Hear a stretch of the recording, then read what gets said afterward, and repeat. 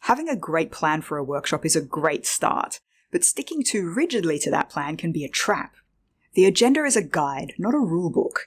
It's the facilitator's responsibility to achieve the workshop's objectives in the allotted time, and sometimes the best way to do that is to flex the agenda a little to redistribute time between items. If a topic generates more or less discussion than expected, that changes the time available for later items.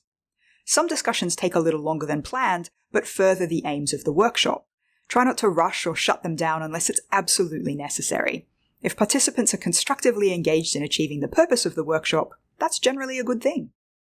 But if an agenda item or activity runs a little long, that time needs to come from somewhere. Consider in advance which items or activities could be tackled in different ways. Have options that will take a little less time or a little more, depending on how the workshop is going.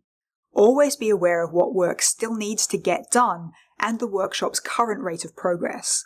That way you can decide when to ride out a useful discussion and when to politely wrap up and move on.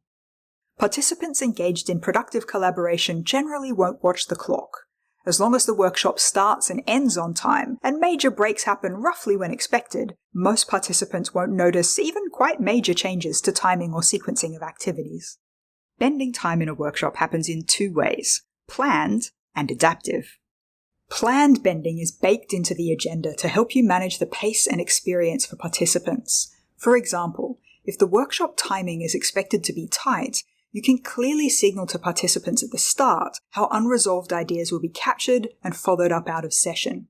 Lubricating the pathway to defer discussion makes it quicker and easier to recognize and declare tangents to be out of scope. Allocate time to activities based on how time will be perceived by participants. Allocate more time the first time participants do something, when they're still figuring out what's expected, and then allocate less time when an activity is repeated and participants already know what they're doing. The number of minutes will change, but the time for discussion will feel about the same to participants. 4 rounds of small group discussion over 45 minutes might feel natural if you allocate 4 minutes for an introduction and instructions, 13 minutes for round 1, 10 minutes for round 2, and 9 minutes each for rounds 3 and 4. Adaptive bending is when you change the timing in the room, varying from the agenda you'd planned. A few minutes up or down here or there will be easy to manage, but bending around major changes or a pattern of faster or slower than expected progress is much more difficult, even for skilled and experienced facilitators. Adaptive bending relies on having a detailed plan and knowing it inside out. Know the workshop goals so well that you can quickly recognize the value of a discussion and judge the merits of bending time around it. Know the workshop plan so well that you can immediately see the implications of a change and adjust accordingly. Know which parts of the agenda can flex up or down if required to compensate for a change earlier in the workshop. Sometimes adaptive bending will change the sequence rather than the timing of an item or activity. Be prepared to bring later work forward if participants spontaneously launch into a topic you'd planned for later. A straightforward swap can be easy to manage from a timing perspective, unless there's a good reason to make participants wait for more information or insight. Workshops often feel more natural if participants can follow their noses rather than your agenda. Just because you can adjust the agenda doesn't mean you should. Stick with the agenda for as long as it serves the workshop's objectives. Don't just abandon the plan the moment the workshop starts. When confronted with the choice of whether to stick to the plan or adapt, I ask myself 3 questions. Does changing the plan best serve the goals of the workshop and the client? Does changing the plan best serve the needs of participants?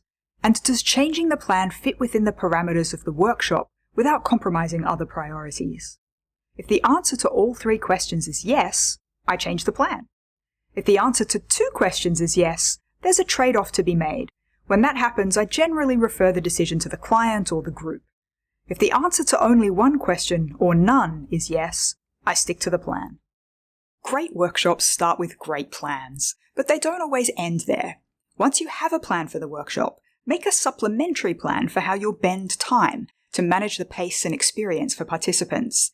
Then, make several more plans for how you could adapt the agenda in the room if required, and be clear about when and why a change might be appropriate. Good luck with your next workshop. Thank you for watching.